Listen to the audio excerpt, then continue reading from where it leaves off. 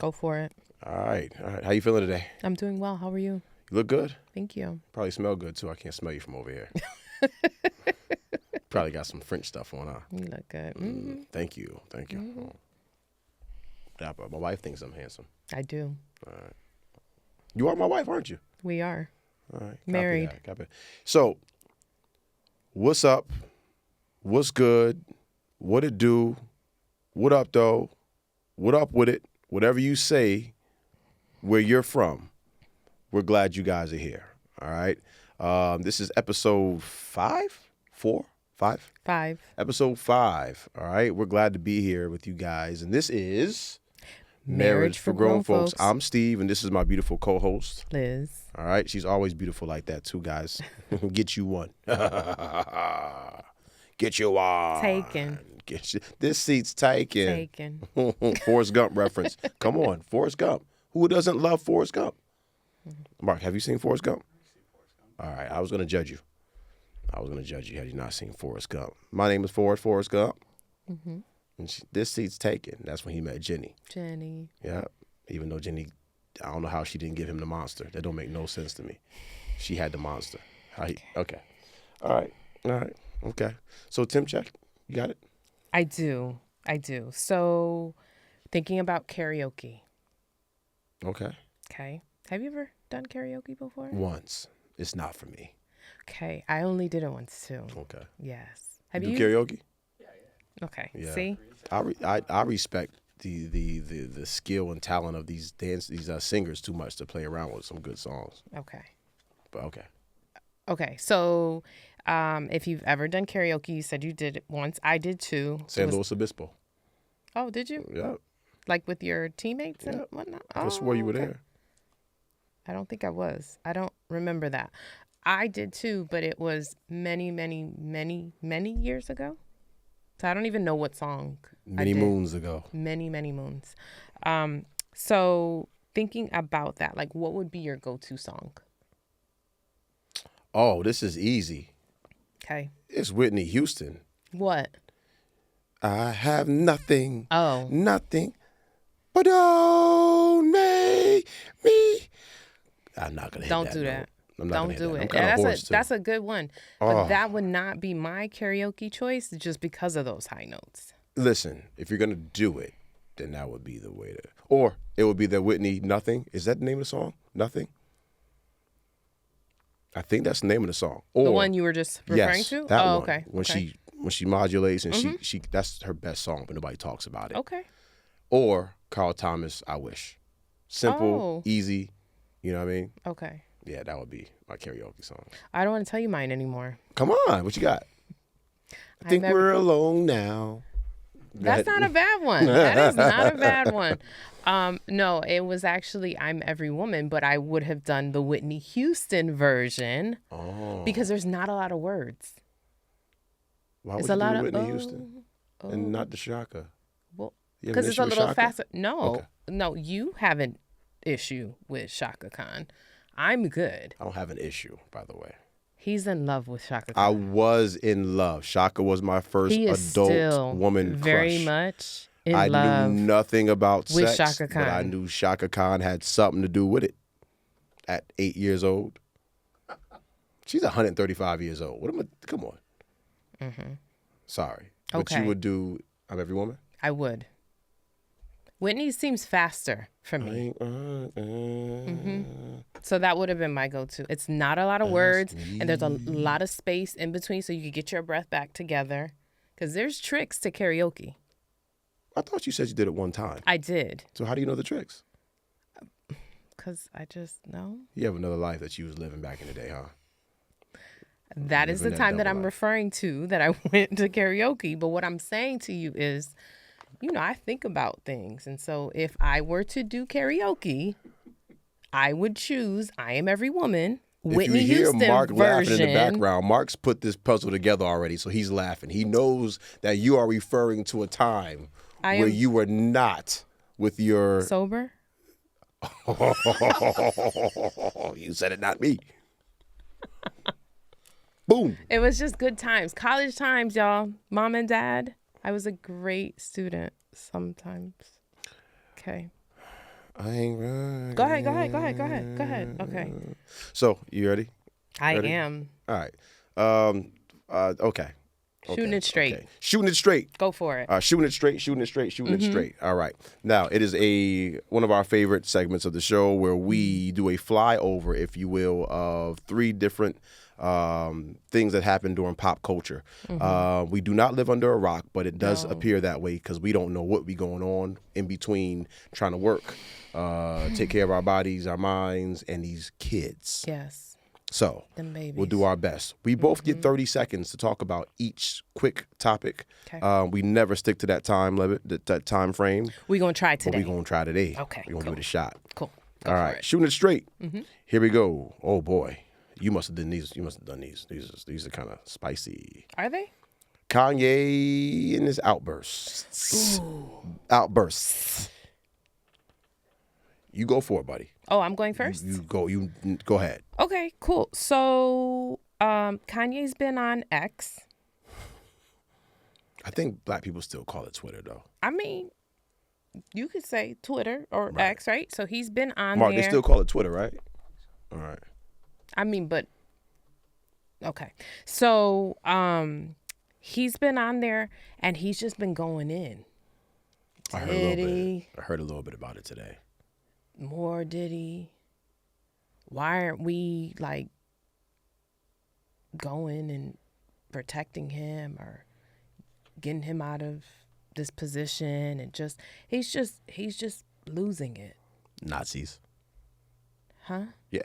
You missed that part? No. He went all the way in. Yes. So there's some. Yep. And so he's been banned now. How about that? Yes, the he's irony. been banned. The irony that he gets banned. So he did, and so my thoughts are he should probably go. Where was it? Wyoming. He probably should go to Wyoming and focus on music there for a little bit. He's got a project coming out. I'll go. I'll get my 30 seconds up. Go for it. He's got a project coming out. Okay. And I will always, at this point, calculated. Yeah, absolutely calculated. But also, we did therapy last episode.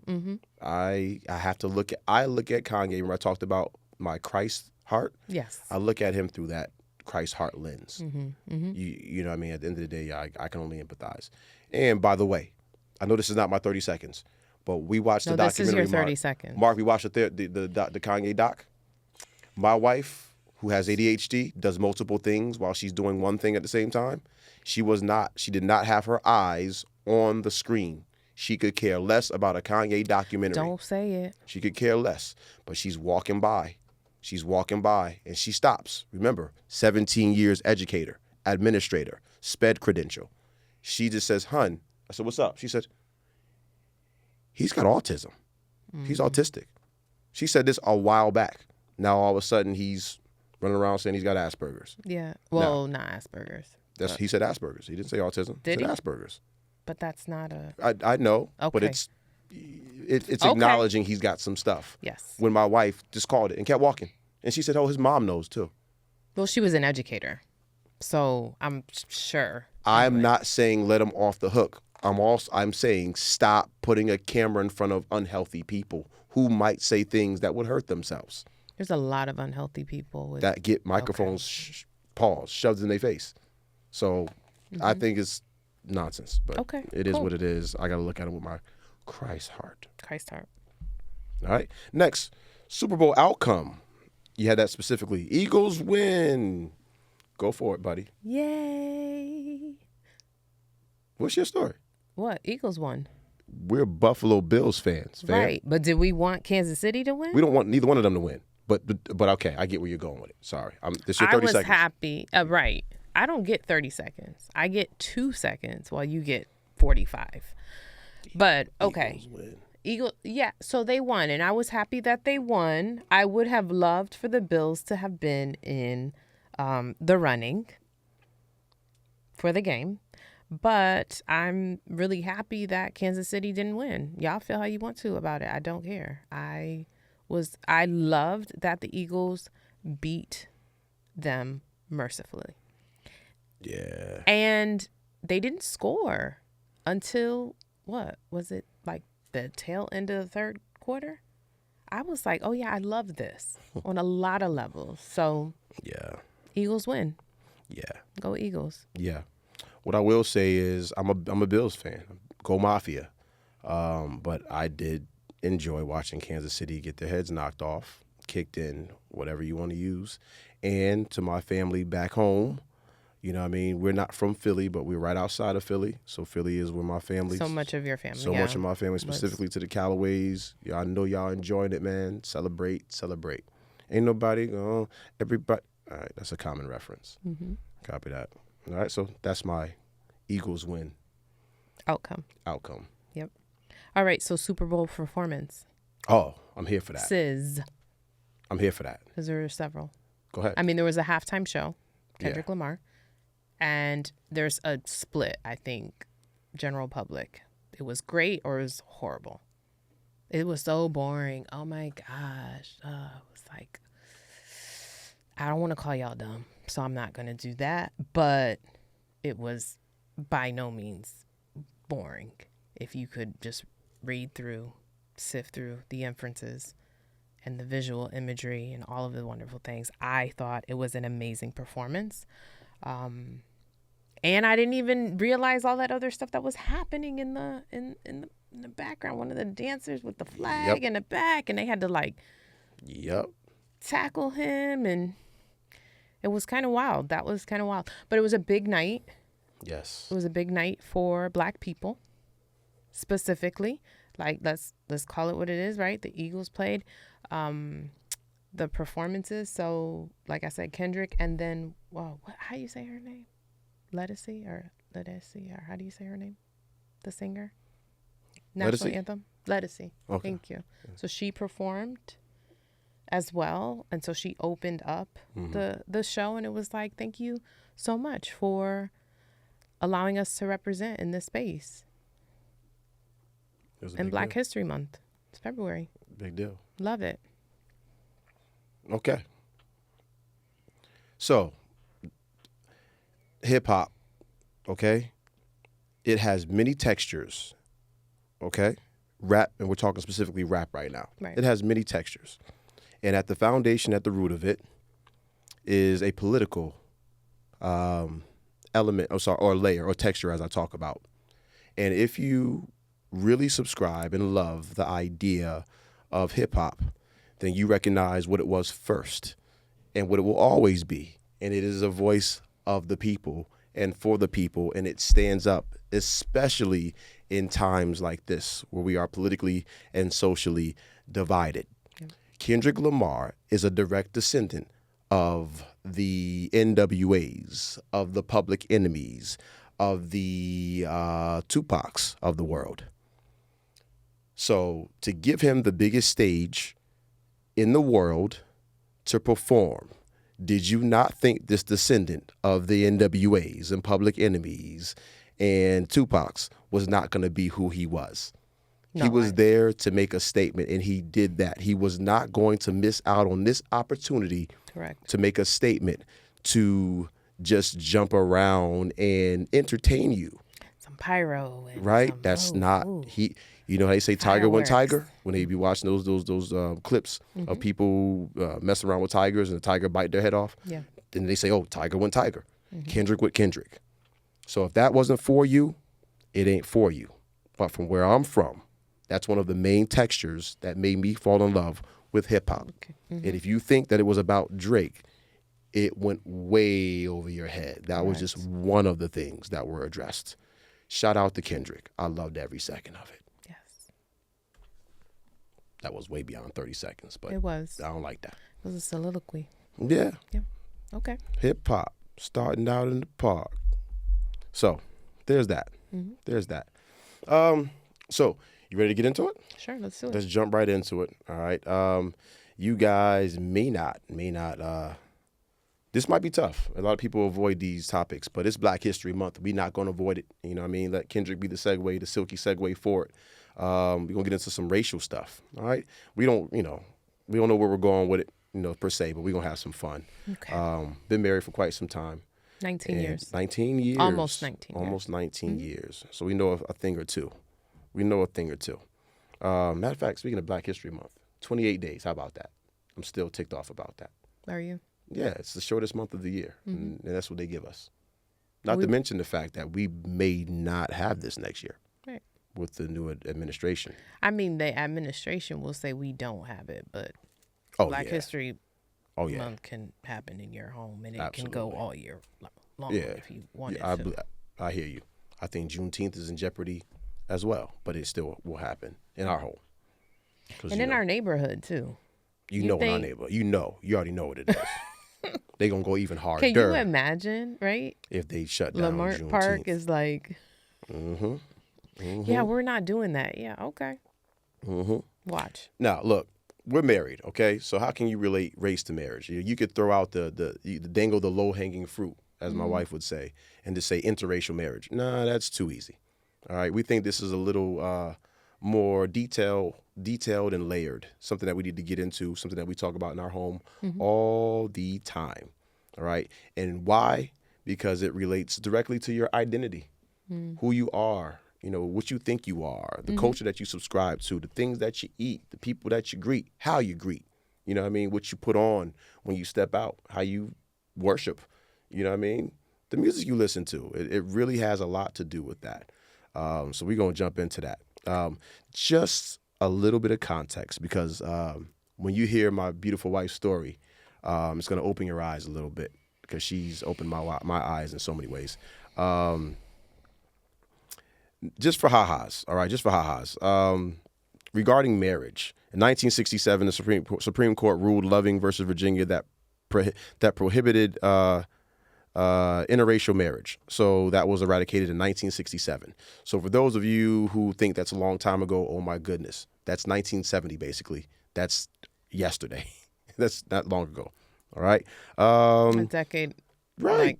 That's right here. Older than us, yeah. 4.6% of Black women have non-Black spouse. You'll find out how it relates, or how we work it together. 10.8% of Black men have non-Black spouses. All right. Now, for those of you who think that we're just going into interracial marriages and that type of thing, we're not doing that. But we want to give you guys a little bit of background, all right, and how it connects to us in the 19 years. All right. Marriage ain't easy. We negotiate a lot of things.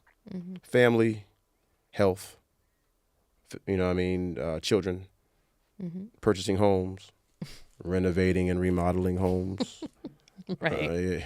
Check back to our episode 2 or 3, whatever it was, if you need to talk about that. But we have a special situation in our love life, in our world.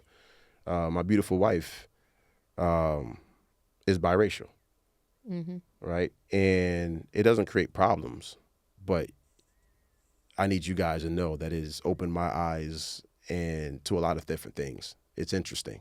It's a lot behind it. I'm handing it over to you, ma'am. Okay. Will you do me a favor, Sure. though? And as I'm speaking, just kind of prompt me as necessary? That means she's about to go in. No. I don't mean it like that. I got you covered. No, I got you covered. Okay, so I don't mean it like that. What I mean is, like, there's so much that we could talk about. I can go, okay, so December 30th, 1980. Okay, before you do that, mine's is simple. I'm a Black dude. All right, I'm a Black dude. My family is from Calil, South Carolina. Don't get no blacker than that. Calil, South Carolina, not Charleston, not Myrtle Beach. Calil. My wife has been there before. For the first time last year. Dirt country. It really is. It's an hour and some change off any major interstate, and yeah, that's where I'm from. That's where my family's from. That was the origin story of me. I'm a Black dude, fried chicken, collard greens, yams, side of mac and cheese. What else encompasses your identity, though? My identity? Yes. That's it. That's all Black people do. You forgot? We are. No, I'm joking. Don't get me started. Right. As I get older, I'm realizing that we are obviously not monolithic. Right. And my idea of identity and Blackness is still evolving, because I've seen a lot, not just traveling. So I've seen, different people, different countries. In this country, I've seen all type of social statuses. I've seen broke folks, and I've also seen Black folks who are affluent. regarding that. So, regarding finances and all of that. I've also seen ignorant black folks, and I've also seen some really elevated people. Right. I lived in the faith realm. My father's a bishop, the good Dr. Bishop Hodge. What up? So I've lived in that world. I've been, a pro basketball player. So I've got a chance to live in that world. I've seen a bit, but I think all of these things have contributed to what I call my blackness, which is a specific. It's not encompassing everything, but it's a specific feel, color, smell when I think of it. I don't have time to go into it right now. When I think of black, I think of a lot of things. I think of, you're going to laugh. When you say black, I think of a living color. When you say black, I think of James Brown. When you say black, I think women falling out in church. When you say black, I think of Air Jordans. When you say black, I think of House Party. I think of certain things that only black folks who've been in the struggle, been around the world. I know when I say black, I can say certain things and black folks will get it. Fair to middling, you know what I mean? You putting 10 on 2. You ever heard that? You putting 10 on 2? Means you putting a little something extra on it. If she can't use your, don't bring her home if she can't use your comb. The blacker the berry, the sweeter the juice. All skin folk ain't kinfolk. Right. That's what I think of when I think of black. You see me start to smile? You know what I mean? It's like a license to be something that I love that some people just don't like at all.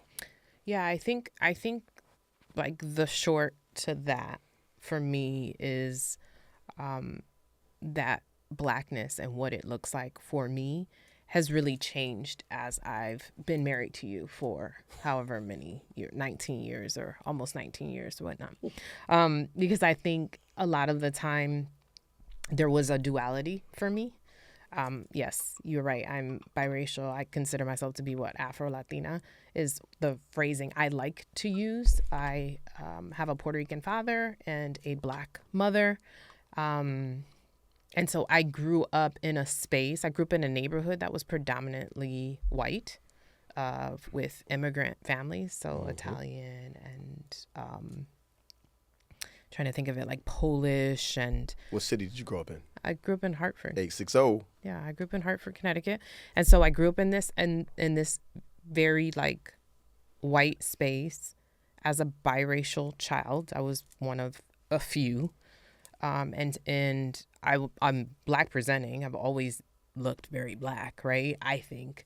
But grew up with a Puerto Rican father. And so I think sometimes that's like missed on people because when we talk about blackness and we talk about certain things, right? Like he's head of our home. And so much of what he does taps into a lot of what you were talking about, right? Like I'm very familiar with James Brown and Stevie Wonder and women, would you say church folks falling out? And like, I know those things. I'm very, very like privy to those things. But there's also this whole other piece of me that is absolutely embedded in who I am and how I move. And so when I think about my life, it's always the like, here's the black side and then here's the Puerto Rican side. Having to compartmentalize. I had to compartmentalize so much.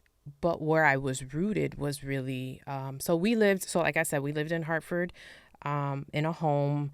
My parents are married and they're still married. So I grew up with both of my parents in the home. But my grandmother lived above us on the East Coast. Folks, your black grandmother or your Puerto Rican grandmother? My Puerto Rican grandmother. So my father's mother lived above us. They had bought a house together, the American dream. And so I grew up in a household where I was hearing the language. I was smelling and eating the food. My family from Puerto Rico would come to visit. Okay. And so I was very much like enthralled in the culture. But there was a distinct understanding that I was a Black child. What made you? What was that said, or was it understanding? It wasn't. So it wasn't necessarily said. It was more so like, oh, she doesn't understand Spanish, or it was like you're being talked over, because a lot of times, like with kids, we've made the mistakes of, or I'm going to say I've made the mistakes of talking over children as if they're not people, right? And so growing up, how I feel about that. Yes, he does not like any of that, but that happened so much in my world. And so there was a lot of adult conversation happening above me. And I'm saying that like, I'm thinking of stature, right? And Right. I'm 7 and 8 and whatever, and I'm short now, so I was short then, and just thinking about how much conversation was happening above me. And so sometimes that conversation was happening in Spanish, and sometimes that conversation was happening in English. Sometimes there were like snide like comments and things like that were not to me, but kind of to me. And sometimes they were to my mother. Right. And so I grew up with a whole lot of that going on at the same time. And so there was a lot of internalizing that I was doing early. And so I think even going into school, and like I said, I was at a predominantly white school. So we were in Hartford, but we were on the other side. So we weren't on the north end. We were on the south end. And what was that? Italian, Polish? Yes, Italian, Polish, not Armenian. What were they? Sorry, that was horrible. I'm trying to think of like a lot of just European families. A lot of European immigrants coming over. Excuse me. Albanians, right? Albanians, not Armenian. Thank you. I've been here too long. But just a lot of different families who were coming here, starting their businesses, getting their restaurants, doing like certain things, right? Mm-hmm. Blue collar painters, contractors, just different positions, right? But they were building their own. And so those were my classmates. Those were the people that I was, growing up with, because I went to the same school. So I also, like, my parents bought a home in that neighborhood, and I went to a K-8 school. I started there in 2nd grade. I graduated out at 8th grade. And so there was a huge, like, shift for me. So when I say, like, I grew up in Hartford, people go, you grew up in Hartford? Yeah, I grew up in Hartford, but I also grew up with white people. And they were my friends. I would be lying if I said I didn't see that they were white. Can I ask a question? Sure. You told me a story, and I want to make sure that you get it on wax. Okay. I believe someone told you that you were biracial. Yes. They alerted you. Yes. That you were my biracial. 4th grade teacher. So my 4th grade teacher, it was Black History Month. But in all fairness, she's a Black woman. Okay. Yep, she's a Black woman. Do I say her name? Don't say her name. Don't say her name. Don't say her name. Okay. I loved her. I thought she was an amazing teacher. But she pointed out to me, like, your dad is Puerto Rican and your mother is Black. And I was like, oh, really? Wow. Like, I hadn't made the connection before that, because my parents did a really good job of saying, you are a person. You are not this or that. Even though, remember, conversation happening above me all the time. Lots of conversation happening. And so I was in 4th grade, and she wanted me to do this. She wanted me to perform something for Black History Month. And it was like a poem or something like that. And she was just like, so I want you to talk about your perspective. And I'm like, I have no idea. I was 8 years old. I'm like, I have no idea what you're looking for from me. So I remember having this sense of pride, though, because she had named something that I was witnessing. I lived it, right? But I had no real idea of it. And I remember going home and telling my mother, like, I was going to say her name. She said that I am biracial. What your mama say? And my mother was like, why did she tell you that? We're not doing that. She didn't say we're not doing that. What she said was something along the lines of, like, we didn't need her to, like, point that out. or we don't, that's not how we're raising you. It was something along the lines of that. And if I got it wrong, Mom, I'm sorry. That's how I remember it. So I remember her saying that, and then me feeling some sort of like shame because I just felt proud. Just like that. You came in pride, with pride. And then pride, I felt, yes. And then shame. I felt shame because I had, I guess, called this thing out, and now my mom's mad at my teacher, and I love my teacher, but she's naming this thing, and we're not talking about that. We don't identify as that. And in my head, I'm going, but I'm black at school. I'm black. They see me as black. The boys don't like me. Can I interject? Absolutely. I got to tell the story. Mark, I got to tell the story. So, Hartford, listen, we're young. This is early. This is 93, 94. So I lived on the North End, right, at the time. The North End, predominantly black. You know what I mean? Black, West Indian, you might have some Trinis in there as well. And that's what it was, right? That's what it was. Now, the Puerto Ricans, we said the Puerto Ricans lived on the South End. That's where they live, from Park Street all the way through, almost to Weathersfield almost. You know what I mean? That's what we considered, that's where Puerto Ricans were. Now, fast forward to high school. We're playing basketball. Me and my homeboys, the crew, we had played our freshman game, and then we played JV. So now we're watching varsity play this freshman year. You know what I mean? So we're sitting there, and we're just congregating, kicking it, shooting the breeze, and, typical young boy stuff. Kind of not rating the girls, but like, oh, she's cute. This one's cute. My wife was a cheerleader, right? So we say her name came up, and I was like, yo, she kind of cute. You know what I mean? She quiet. She kind of cute, and but we all asked like, well, what is she? Trifling, right? Ignorant. I know it is what it is. We young, y'all. Come on, yo, what is she? And, me being Mr. Know-It-All, because I read maybe a half a book at this point, right? I'm like, she's a mulatto. That means that, y'all don't know, that means that her father's probably black and her mama white. You know what I mean? I had it all figured out. She's a mulatto. She's a mulatto, and so on and so forth. And then one of my other guys on the team was like, who knew her? Was like, nah, she black and Puerto Rican. And I was like, I know it sounds crazy, but 1994, in my city full of black people and Puerto Ricans, it never dawned on me that people could be mixed with Puerto Rican and black. It just, and it shows you how small you can live, what kind of world you can live in, your bubble, right? So I had no idea. So this information comes to me, and I'm just like, what? Interesting. And it explained a lot. I had some kids that I went to school with in elementary that I was unsure about. And then I was like, oh, they wasn't black and white. Because to us, it made no sense because there wasn't no white people on the North End of Hartford. Right. So in my head, why would I think that those kids in 4th and 5th grade would be mulattoes or black and white? Because there wasn't no white folks around. They was Afro-Latinos, and Afro-Latinas. So there wasn't that many. And as we got older, we started finding out that there was a ton of them out there. So believe it or not, a ton of them. As ignorant as I sound right now, my wife, who wasn't even my girlfriend yet, was the first Afro-Latina I had ever met. Had no idea they existed. Had no idea. That you knew. That I knew. Right. After that, because then you have some others. Sorry, right? I had to interject that to paint the picture, give it some context. It's fine. Which was right up my alley, by the way, because I love Puerto Rican women and I love black women. Okay, sorry. I don't remember where I was, so I guess we can just kind of segue because, I mean, the story of your mother saying we don't.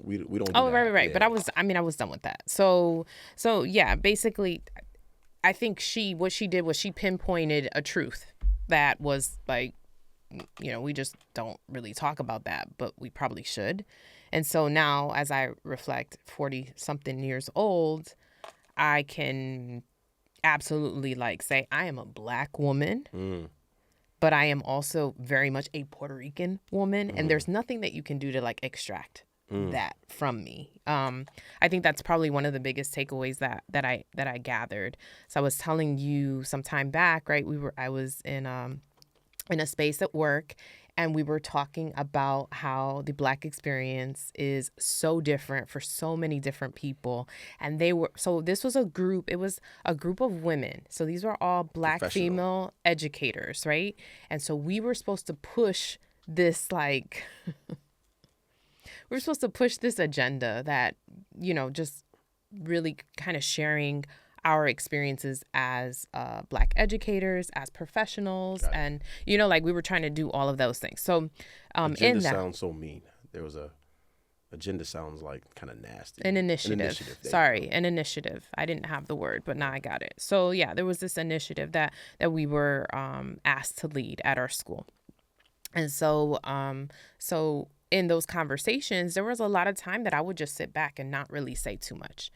And really it was because so much of what they were saying was just not my experience. Right. And so I remember, and one of the women she's from the East Coast as well, and she's a friend of mine, and her mother was a white woman and dad is Black, but she grew up very much like her dad ran that household, so much of her experience was based on that. But again, I remember one day we're having this conversation. Yes, everybody's got Black daddies. And I was like, my dad's not Black. Yeah. Oh, sorry. That was the other part that I meant to mention as well. It really baked my noodle that your father wasn't Black and that he was actually Puerto Rican and your mom was Black. I had never seen that before. It was like you were literally like an alien to me. And I mean, and just to put a little like emphasis on it, right? Like my father has very recessive traits. So he has green eyes. And at one point he had blonde or like light brown hair. And he's very fair skinned. And so imagine I'm walking with my father to school, this very Black girl. I mean, I had a lot of hair, but it was never tamed, right? And so you walk into these spaces, yeah, that's my dad, or I'm telling my classmates, like, oh yeah, that's my father. Girl, stop playing. I'm not adopted either. I'm like, no, he's like legit my father. And so imagine like what impact that has on a child, right? Like to look at this man and go, I don't look anything like you, nothing like you. I grew up, people to this day say that, right? Like you look just like your mother. And it just, that's how it happened. My sister, because I have a sister, both same parents, and she looks a lot more like my father. I think she looks like a Black woman as well. Like, let's call it what it is. But she has more of his characteristics than my mom's, I would say. And so there was a level of I don't want to say jealousy because it wasn't really jealousy, but there were moments where I was just like, dang, like I wish that she had thinner hair. It was curlier. What number do you think? She was a 3 also, right? Like on that scale or whatever that is. Context. If you don't know the curl patterns, there's like a scale of curl patterns. I bet you there's people that don't know. Okay, that's why I'm about to break it down. Okay, please. So there's like a scale of curl patterns, right? And so the closest to 1 is like fine hair, more like European, right? The closer to 4 is like, it is coarse, you a ninja, right? Like, what am I, 4? You're 4. I don't know. I've never seen even when your hair grows out, it's kind of, anyway. So the scale is like a 1 to a 4. I'm probably natural hair. I'm probably like a 3. Oh, so there's numbers and then there's letters. So A, B, C, being C being like the curliest. Yep. So if you have fine hair, it's 1. But you're a C, that means you have like wavy hair. 2, more wavy, a little more thickness, a little more like coarseness to it. I'm about a 3C, somewhere between a 3B and a 3C. My sister is probably more, I don't know, she's probably more of a legit 3B. Okay. Because her hair is a little thinner than mine, and it's like she can just like wash and go, and I got to put product up in my hair, But hair is a huge thing, and hair is a huge part of, I think at the time, like representation, what we looked like, and so when I was with my Black family, I got great hair. No. Say how they say how Black folks. She got good hair. She got good hair. We got to stop doing that, y'all. But when I'm with my Puerto Rican, I legit like. My Puerto Rican family, or excuse me, my cousins in particular, would never like consider my hair to be like pelo malo. It wasn't.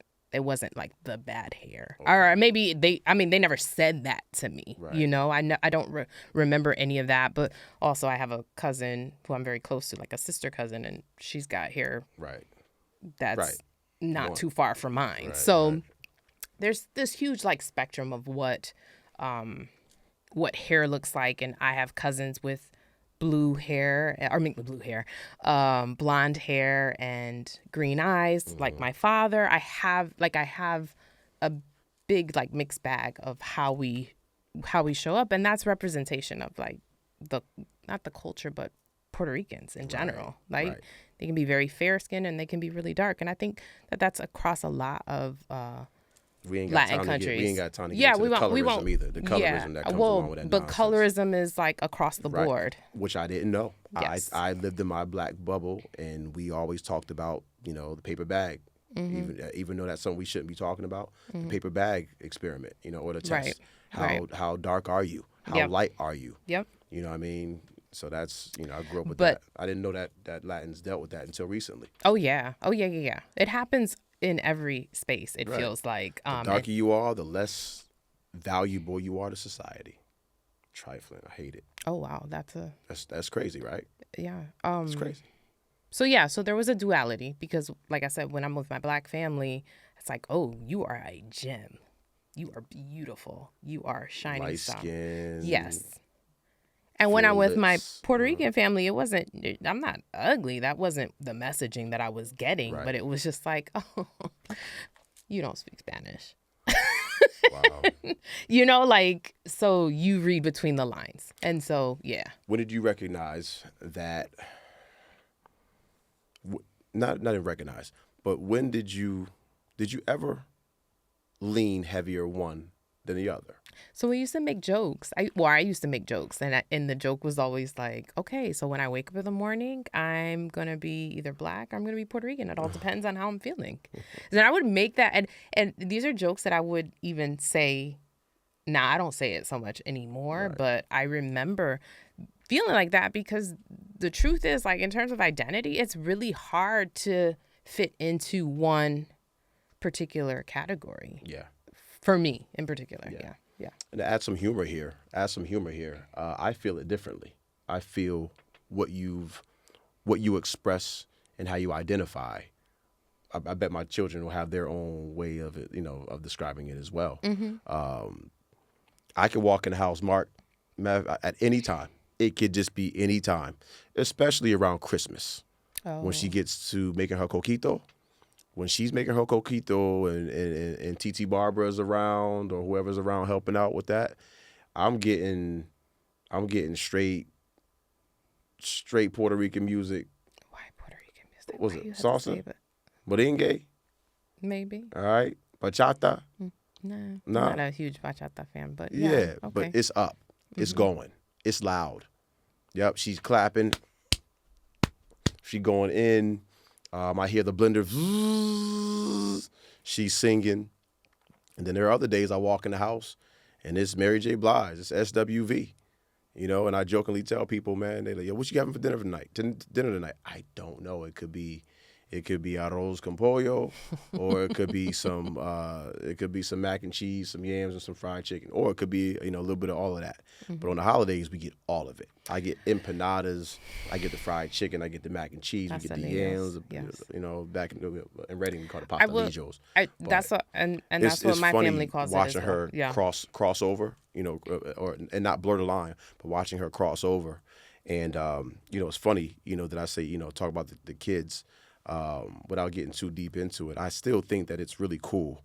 You ever heard people say it? Because it's a thing. Go back to your country. Go back to your whatever. I'm like, come on, dude. If y'all drop me back in the continent of Africa, I don't know what country I'm from, and I wouldn't know where to go or what door to knock on. You know what I mean? But for my wife, with the island, even though it's a commonwealth, there's a door that she can knock on, and she knows where that piece of her lineage is and from. I know my family there. You know what I mean? Which is really cool. So yeah. I want to get my kids there, who, ain't nothing, they don't identify as Puerto Rican at all. And as they get older, I want them to... but they do. But I want them to embrace it, embrace that piece of their lineage and their culture. and their heritage because, first of all, like I said, you can go knock on the door. Mm-hmm. As an African black man, I don't know. So I dig that. And for a long time, I struggled.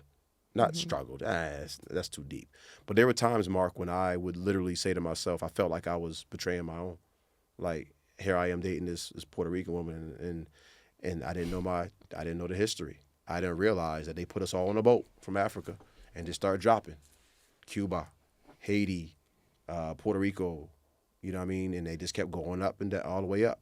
And like at the end of the day, it was just, what does Marcellus Wiley say? What kind of rice and chicken do you make? Right. It's all to say, you know what I mean? What kind of rice, chicken, and how do you fry your banana? Right. It's all the same thing. But I think it's really interesting watching. The plot, yeah. Mm-hmm. Watching. It's really interesting watching it play out. Mm-hmm. And I do have to ask another question. Sure. Do you ever feel conflicted or like you're betraying one piece of your heritage? I used to. Yeah. I don't so much anymore because like I said, I think therapy, right? So I can feel how I want to feel. Go back to episode 4. So with therapy, I have the luxury of just being okay with, like, my story is my story and it may not match with yours, and that's okay. Yeah. But I also, in a lot of ways, I used to feel like that idea that there just wasn't enough.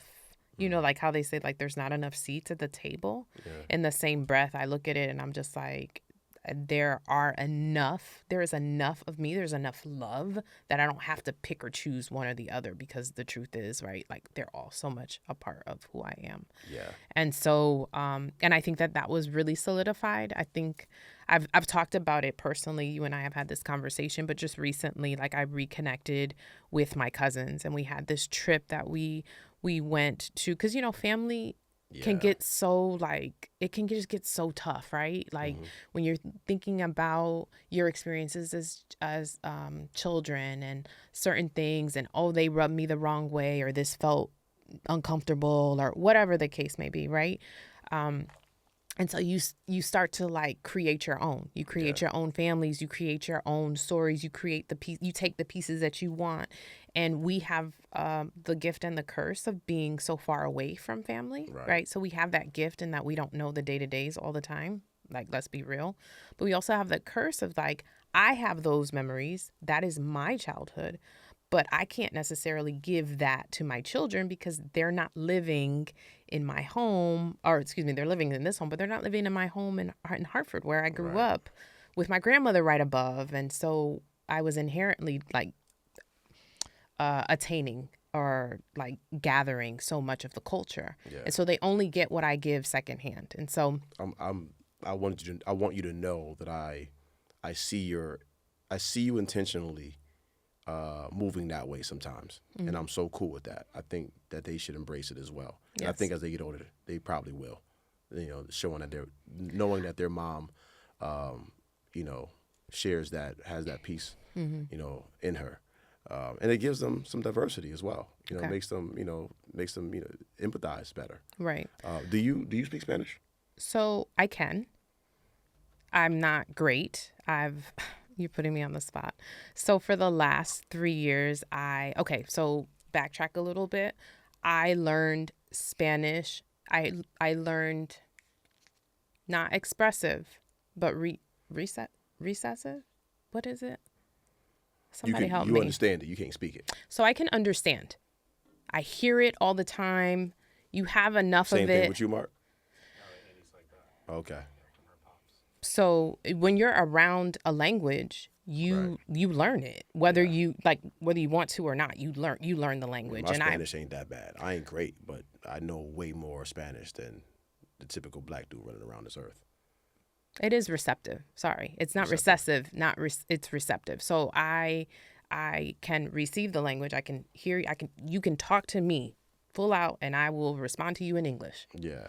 And so, just recently being in the last 3 years, I've begun to meet with a tutor. I meet with a tutor twice a week to speak, and I also do my Duolingo, and I do that faithfully every day. I do that. I'm trying to keep my streak. I'm almost at 400 days. She don't miss that. I don't. Lord knows we be in the bed. I'm like, I gotta do my duo. I'm sitting there. I'm just like, you know how you get ready to fall asleep, and then all of a sudden she starts speaking Spanish. I'm like, what are you doing? It's 11 o'clock. But it was important to me. So that was one of those things that was really important to me. It was like, you know what? You didn't give that to me.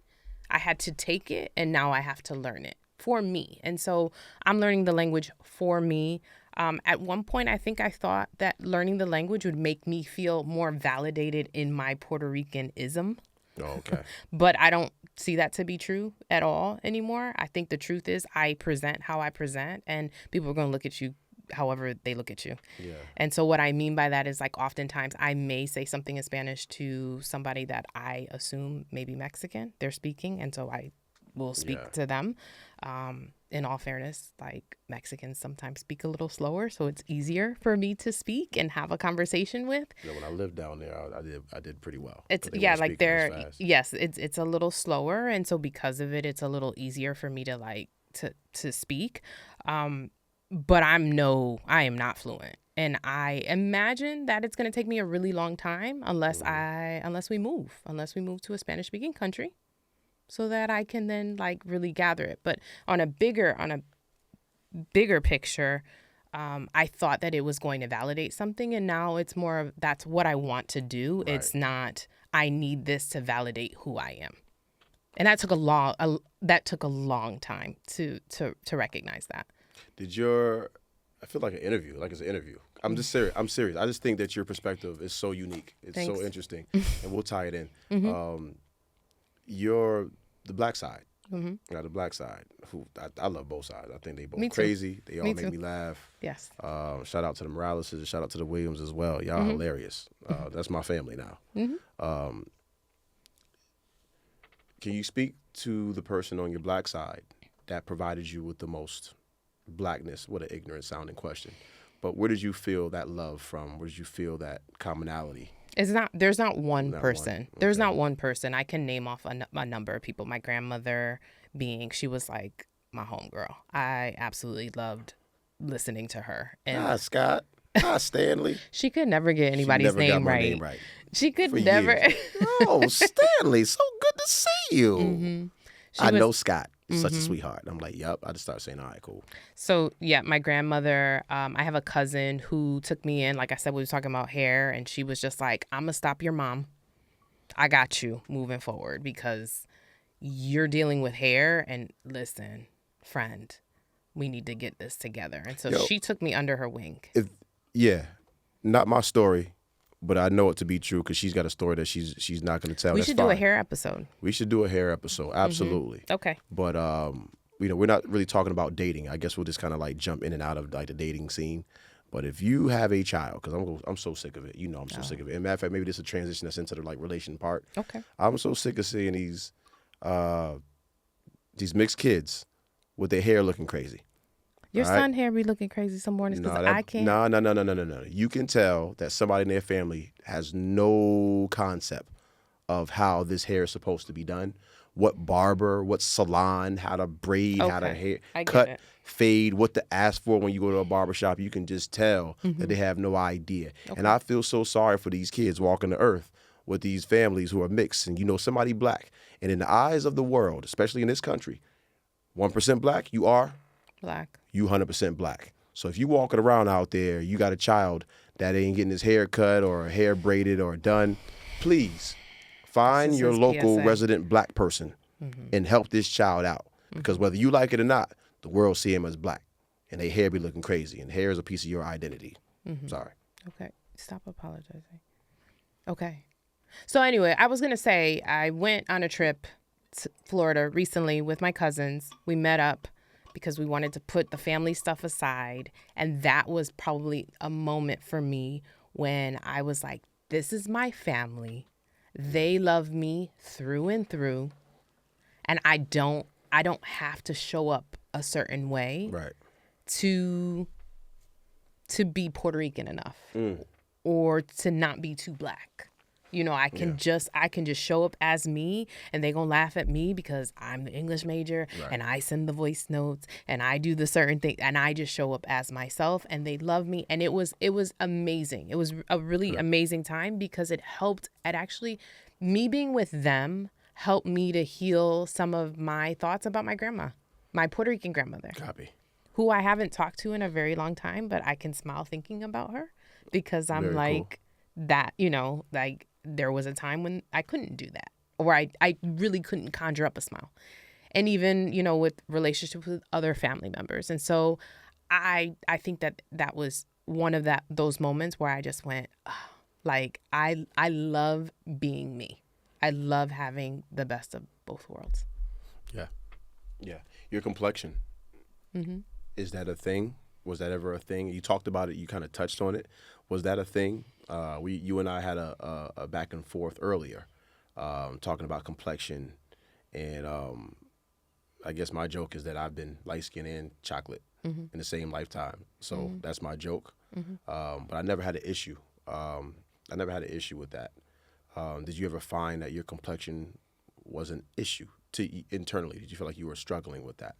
I know some people who are super duper black blue, you know what I mean, struggle. I know there's people who are chocolate that struggle. Some people who are fair skinned. We got so many different textures. I mean, or colors. So I'm light skinned to my black. To black folks, right? Family. You look like a Dominican, real talk. And I get that all the time, or I used to when we were on the East Coast. But yeah, so like I think I was light skinned to my black family and not light skinned to my Puerto Rican. And I have to say it that way, like not insert the characteristic, because we just weren't talking about that. We were talking about other things. So you weren't colorist, which is cool. Maybe you didn't hear that, but we was colorist. I'm gonna stop you because no, there was colorism happen. I was very much like, if you're with your Latin family and everybody's fair skinned, then you are obviously darker than everyone else. Oh no, what I mean by that is we were saying it. You chocolate, you light skinned.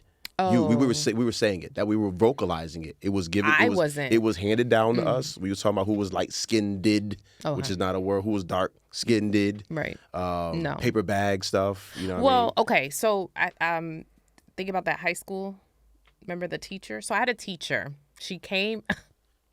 She was eavesdropping. I was having a conversation with a friend. She wasn't minding her business. She wasn't. We were sitting. It was after school.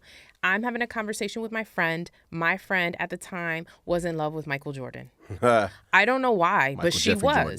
Okay? She thought he was like the most handsome ever. And this teacher heard us having the conversation.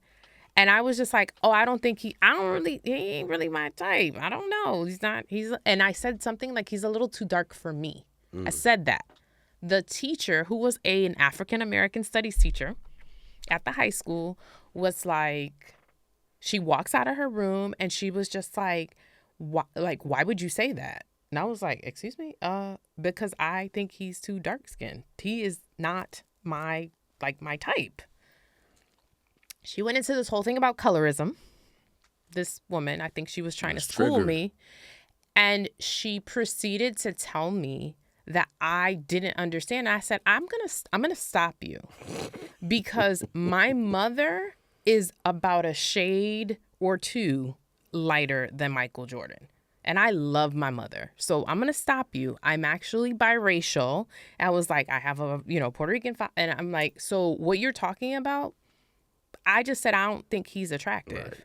And she didn't like that response. She didn't like that I was like, don't be back talking. I'm checking her. And I was just like, you made an assumption and now I'm correcting the assumption. But you can't do that as a child, right? Like you can't. I'm sure I was like 13 or 14 because I was a freshman at the time. I remember it clearly because I remember being like, this black woman is really mad at me because I don't like dark-skinned men.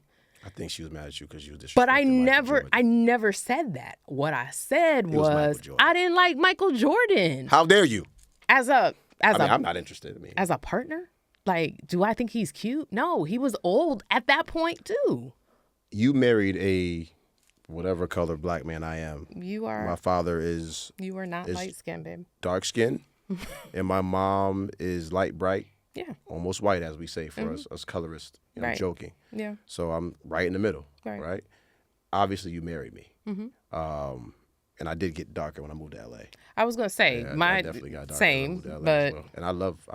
I like being sun kissed. I love yeah, it. you do. You be I'm cheating. like, Yo, she be cheating. She be in the sun. I'm like, fam, you are love not. She, it. oh, look, we the same. She be like, look. Same look. color. I'm like, if you don't get out of here, if you don't get out of here, dog, that's cheating. You know what I mean? But obviously you married me. Yeah. But when did you take a liking to a particular shade of color? So I did like in the early 90s, light skinned men were it. Okay. So I was on that bandwagon. Who was the guy? Who was you best with? Who you like? The kid from Criss Cross? Oh, I Who you love like? Yeah, Criss Cross. Albie Shore? Albie Shore. Yup. I Yup. can't think of no more. Yup. Shy, the guy Oh, the dude from Shy? The one from Shy. Yes. Who we found out is from right out here. He's from right out here. How about I taught at the school that he once taught at? I was like, what? Y'all knew him? All right, let's get off that. Okay, now. sorry. Anywho, but yes, so I liked light skinned men, but I realized pretty early on that I didn't want to be with a Puerto Rican man. But I realized that in hindsight, I realized that was because they weren't really checking for me either.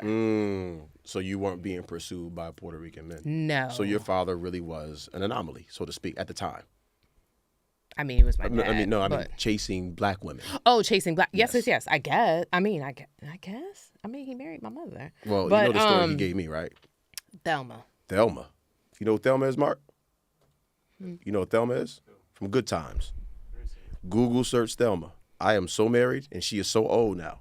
Thelma was bad. She had a small waist and a big old butt. She was so hippie. She's beautiful. Yep. Yeah. I mean, she was beautiful also, but Yep. I know that was what y'all was really looking at. Okay. Yeah. Okay. So, yeah. So, I mean, I recognize then, like, y'all ain't for me, that's cool. Because them over here, they like me. They like you. You went to the other side, to your black family side. You had Couldn't tell me you had to make nothing. sure your hair was right. That was yes. And yes. Because they was coming. Yes. The Let's pursuit. segue. All right, cool. Cool. You want to touch on the whole interracial marriage thing, even though that's like low-hanging fruit? You want to just touch on that for really quickly? We talked about it earlier, and you was Would you like, consider this marriage to be interracial? Because I ain't I think Puerto Rican. I'm black though. Yeah, but I ain't Puerto Rican. I'm all black. So I guess maybe on Mondays and Wednesdays it could be considered interracial. We are culturally full. Culturally, We are full. we are culturally robust. We are robust. We just got a lot going Little on. dash of this, little dash of that. I don't know if it's I don't consider it to be interracial, but I do know that there are moments where I be questioning my blackness. Oh, I do that. When often. you did that, like when my mic sounds nice, and I was just like, Yeah. oh my god, I like salt and pepper, but I didn't know that one. Man, my cousin, I'm sure she picked right up on that She because she would- used to have she the Right did. On Her and- magazines. You know what I mean? She had my mic sound. Man, let me tell you something. So you are in a interracial. On Tuesdays and Thursdays and every other Saturday. Okay. Apparently, I am. Fair. I am. Okay. And it meets my needs. I think black women are beautiful, and I love my black women. Even though can I say it? I'm not his type. I'm gonna say it. She's everything for me. I am not his type. He broke the news to me sometime after we got married that I am not his type. I mean, he loves me, but it was Absolutely. because it was me, not the prototype that he tends to fancy. I'm not dark enough, apparently. Blue, black, Lupita. Yeah, absolutely. Sorry. Matter of fact, we went to see Black Panther in the movie theater. Blame my daddy. My whole right side was sore because she elbowed me. Boom, boom, boom, boom, boom. And I'm like, I don't even want to watch this anymore. I'm good. I'm good. No, but yeah, Liz, you're the one for me. You're the only one for me. But I am not his type. Yeah. But no, what I do experience, we're from the 80s, grew up in the 80s and the 90s, raised us. So, we do have a very vast array of interracial marriage in our family. I got two uncles that marry white ladies. I say white ladies? Can I say You white did. ladies? No big deal. I think to each its own. That was my introduction, and I always thought that was interesting, so I got a chance to see that. I don't think everybody gets a chance to see that. There are some people who marry black all the way through. You know what I mean? So that was interesting to watch. But my wife told me that people don't really have an issue. Well, black women don't have an issue with interracial marriages. They have an issue with black men marrying white women. Okay. So that I think that was No. Yo, did you see Jalen's him sitting there playing Happy People? Frankie Beverly? Let me tell you something. That's a moment to see a black man after winning a Super Bowl sitting down, smoking a stogie, playing Happy People, as opposed to whatever he could be playing and just kind of like living in the moment. It was such a beautiful thing. I was like, this is black history to me. It was so cool to see him go there. Mm-hmm. That was so cool. I really mean like cool, like the epitome of cool. But yeah, Lizzie told me that it ain't really interracial, man. And we believe that too. Like, to each its own. My issue is that I only have an issue when black men only choose outside of their race. You know what I mean? You're a grown man, you can do what you want to do, but I always say there's something to that. There's something to it. You know, if you don't ever look inside your community and it's only outside, I'm like, there's something to it. You know what I mean? See our previous episode, therapy. But at the same time, I got an interesting story. Years ago, I had a gig when I first moved to LA, after school program, and I would get there a little earlier, so I would eat my lunch, and I would use the microwave in the teacher's lounge. This particular day, in this area, North Hollywood, Van Nuys, a lot of Armenians. On staff was a bunch of Armenian women, 4, 5, 6 of them. Oh, yeah. And they would eat their lunch in the faculty lounge, teacher lounge. So I went there to heat my food up because I was too broke to buy anything else. So I went there to heat my food up, and they said, Mark, they told me, come sit with me. Come sit with us. Come on. And I was like, at this point, I didn't have any intentions on sitting with them. But that type of invitation, where I come from, that's rude. You know what I mean? So if I didn't sit. Okay. So I sat. And as I sat, they remarked about my skin. We love your skin is so beautiful. So beautiful. And, I'm just, kind of, small talk. We're having a good time. And then I said, since I'm here, and I said, hey, what would it look like if, like, one of your daughters dated a black guy? And they like gasped. She clutched her pearls. And then one of the elder statesmen, she didn't clutch her pearls on her breasts. She said, let me explain to you why. She said, do you know about the Armenian culture? Do you know about our background? I had no idea. Remember, from the East Coast, Connecticut, where we come from, you know what I mean? Italians, some black folks, some Portuguese. What else we got? You got West Indians, Puerto Rican. We got that, but no Armenians that we knew of. That's kind of towards New York. They kind of, New York. So we didn't really. I didn't know the history, and I didn't realize that they were almost eradicated. So she was like, "It's not a thing of us." She said, "There's racism in every group. Everybody has some racist. You know what I mean? It is what it is." She said, "But for us, we're trying to sustain and push forward our culture. Mm-hmm. You know what I mean? Our the things that we believe in, our people." She said, because at one point in time, there was only a handful of us left. Mm-hmm. You know what I mean? For what the Turks did, the cleansing. And that made me a little more receptive. And she said, Jewish people do it. Other people do it, and it's no big deal.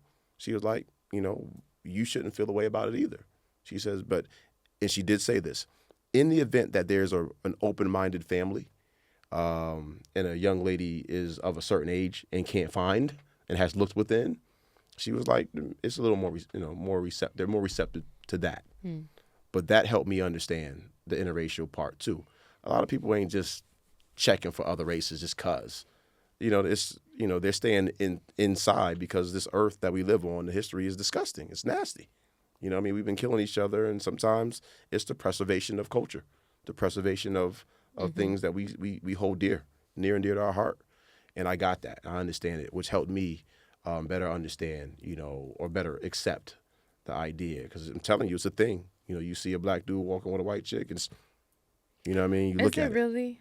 I mean, we live in LA. Yeah, well, right. So it's that. You know what I believe it is? I think the number, because I gave numbers earlier, the numbers aren't that staggering. It ain't as big as we make it out to be, right? What we're looking at, just like we do anything, is the generalities of it. So you're looking at athletes. Now, Right. that whole world is that's different.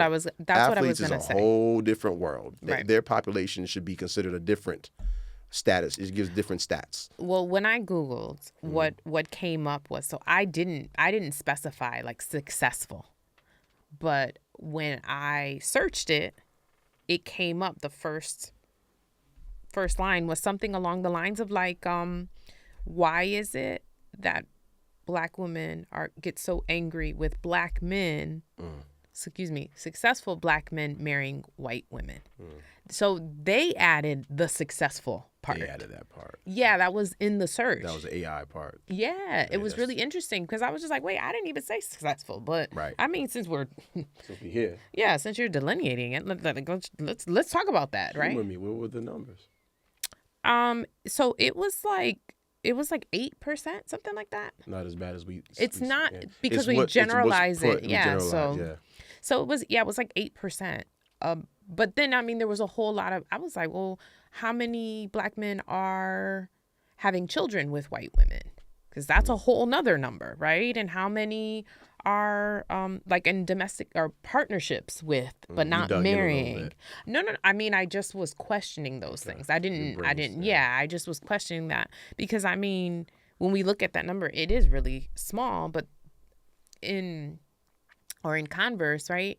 There's a lot of Black men who actually Black men are the least likely to get married. The least likely to get married. Yes. Period. Yes. Black men. Got it. Yes. Got it. That's interesting. See, all of this stuff matters, especially when you're talking in generalities. I think people, definitely take it somewhere else. But I think, of course, in theory, you should be able to, date, marry who you want. But on this earth, especially specifically in the United States, we've been socialized different. There's some history here. So there's something to consider, right? There's things to consider. There are things. Once again, I love Black women. You know what I mean? And I love Black women. I don't, and that's where I lean. Okay. And I think all type of women are beautiful, right? But I couldn't see myself marrying a non-Black because you married woman. to me. Well, of course. Right. What are we talking about here? So let's not talk hypothetically. Yeah, I mean, you're right. But I guess some of the things that we just don't consider. But I get what you're saying, babe. I do. But to connect the dot to that story, right. To that anecdote I told, I just think that we should consider, not consider. I understand why people do what they do. You love who you love. People are attracted to other things. You fall in love. You do what you got to do. You start families. But I just think that when you're doing that, you have to consider all the things. The hair, right? One. The fact that this child is considered Black most of the times. Even the ones that might not be completely Black presenting. I think there's cultural things that should be preserved. You know what I mean? It feels like, we came here a certain way. And I've heard, the Sterling K. Brown and his Ryan. wife and Ryan. we watching that. She's like, the book she read, Middle Passage. We became Black, so all the cultures that we had from Africa, they died right there in the Middle Passage, On the and trip. we became a whole different species in genetics, and everything changed right there.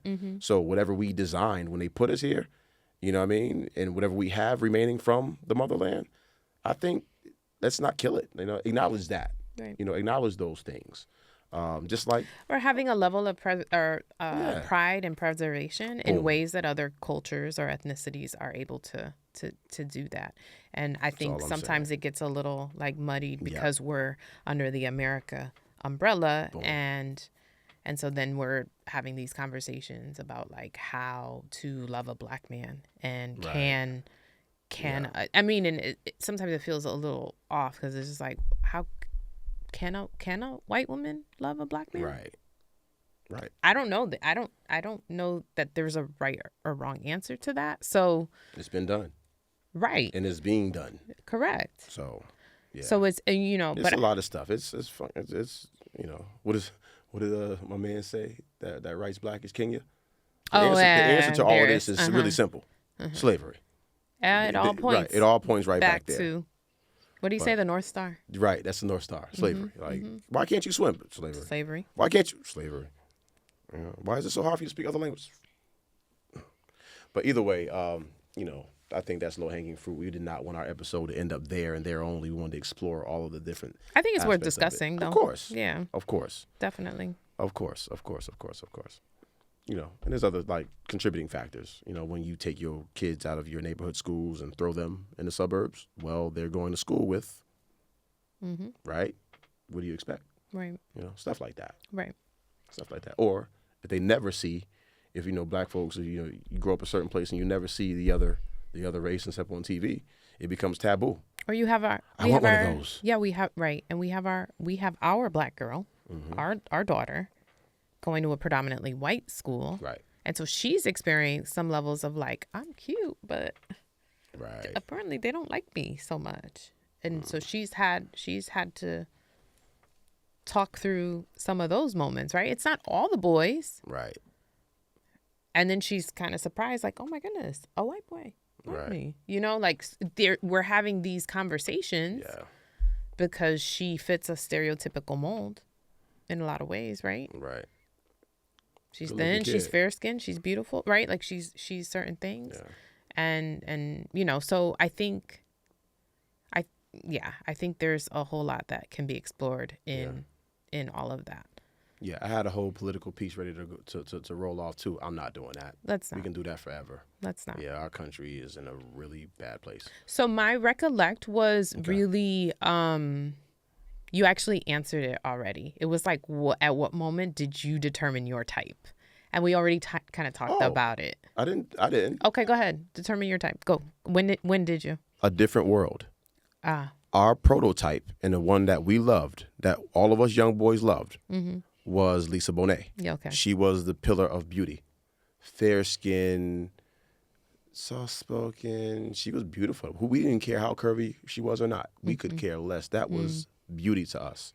You said Lisa Bonet? Lisa Bonet. So and now you're not telling your truth. And then they had a spinoff called Because Lisa Bonet is light skinned, just FYI. Okay. And then they had a spinoff called Different World. I was into my puberty hours now. And in them hours, Different World did a beautiful job of laying out the full array of blackness. And Kimberly Reese, to me, had me. She was the doctor. She was a doctor. Dark skin, short hair. Super chocolate, full lips, full figured, smart girl. And yeah, Jada Pinkett was gorgeous. And yeah, the other one, the one that's always in trouble. That was always, you know what I'm talking about. Everybody loved her too. No, she wasn't a star. Oh, I know who you're talking about, though. Yeah. Jasmine Guy was, you know. The mouthy one. Yeah. Jasmine not Guy mouthy. She was just like funny and okay. So they were all beautiful. What's her name? Winnie. Winifred. Winifred, what was her name? Winnie. What's her real name? Oh, because she ended up doing the voiceovers for all Cree Summer. Cree Summer. She was beautiful too. There's so many arrays of beauty on A Different World, but Cree Summer. And I remember, to answer your question, going to school on Friday, because it came on Thursday nights after Cosby Show. Going to school and everybody was talking about all the other girls, and I was afraid to say that I liked. You told me this one. Yep, I was afraid to say I liked the chocolate girl. So that's the world we lived in the early 90s. That was you weren't allowed to. So mine was summers of 11 when I turned 11, 12. Oh, summer 7th grade. Yeah. I was 11, and then the following summer, 12.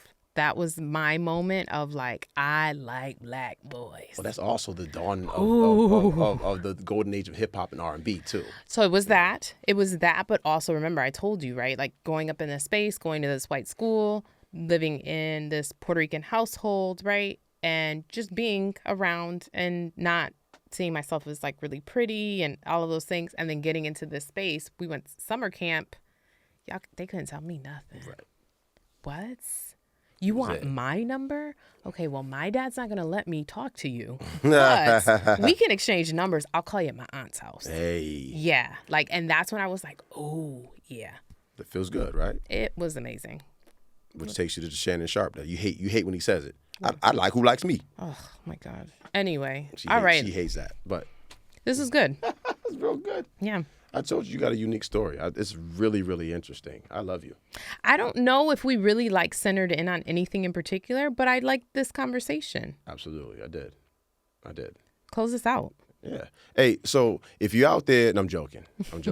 Hey, thanks again, guys. You know, once again, this is a place that you can come. It's safe, and if you subscribe to this institution of marriage as we do, we hope that we can help you, that we can give you some hacks, give you some insight. We appreciate you being here. We'll see you soon. God bless. Marriage for grown folks. Marriage is so for grown folks. We out, y'all. Bye.